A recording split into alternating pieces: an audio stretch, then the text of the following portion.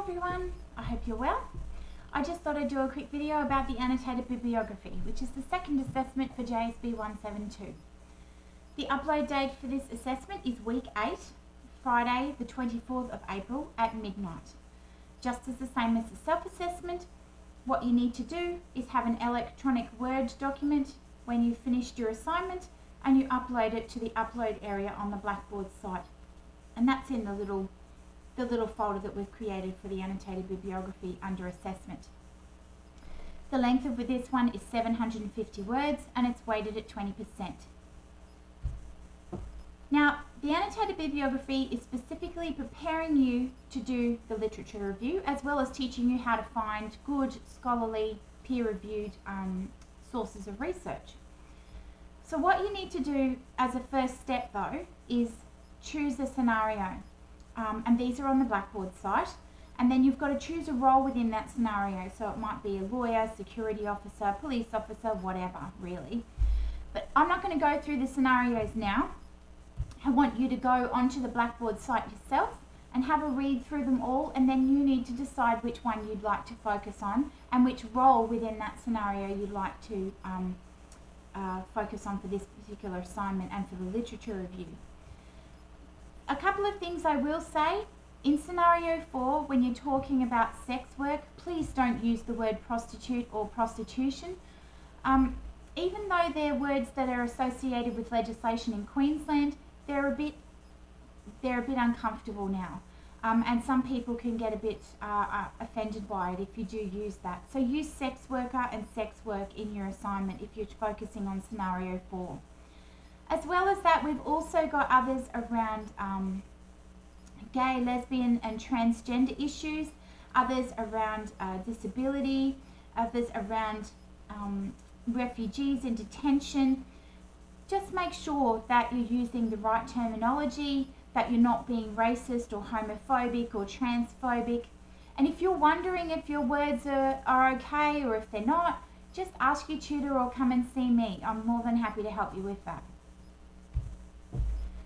Okay, so after you've chosen your scenario and your role, you need to find 5 scholarly, peer-reviewed current sources. That means about the last 10 years or so. Now, it doesn't necessarily mean you can't have any older ones. Some older ones are very important. It might be particularly important for your area. But if you have most of them in the last 10 years, you should be fine. The sources specifically need to be related to your role in your scenario. So the sources need to be around, for instance, just as an example, around crowd control as a police officer and what the police officer needs to do in a crowd control situation. All right, it's pretty straightforward. These sources can be from anywhere in the world. Then you need to put these sources together as an annotated bibliography. And an annotated bibliography has the reference at the top. The reference always needs to follow QUT Harvard. The whole of School of Justice uses QUT Harvard. And you can find information about that referencing system on QUT's site, right? Which is on the library homepage. It's pretty straightforward. So make sure you follow QUT Harvard in your reference. And then you need to do your annotation, which is a short paragraph that talks about the argument of the source topic a little bit, but the main focus is on the argument and how the source is going to be relevant for your discussion in the literature review. And you've got 150 words for that paragraph. The words that you use for the reference are not included in the word count, okay? So it's basically helping you to get prepared for the literature review as well as learning how to use the databases. A big hint, folks, you learn the whole process of how to use a database in lecture number 3 with the people from the library. They're very, very good, and if you're wondering how to do it, all you need to do is get onto those databases, open up your lecture recording, let it play in the background as you're walking through the steps. Really simple. A little bit of feedback that helps you, I suppose, not make the same mistakes as last year's students. Some people use the wording of the example annotation that I put up right down to the last detail. This is plagiarism. Don't do it. You need to make sure that you're writing your own response and that you're not using the same wording. It's very, very important. Some people focused on the content of the source or the broader topic rather than talking about the argument. Every piece of research ever written will have some sort of argument because it needs to make a contribution to knowledge in order to be published. It's pretty straightforward in that regard. So make sure you're looking for the argument. You can typically find it talked about in the introduction and the conclusion of any paper or book or even a report that you're reading. Some people wrote only a couple of sentences for an annotation. This is too short. You will fail if you do that. Some people didn't even mention their scenario or role that they'd chosen. Make that part of the title, up the top of your assignment. Very simple and straightforward.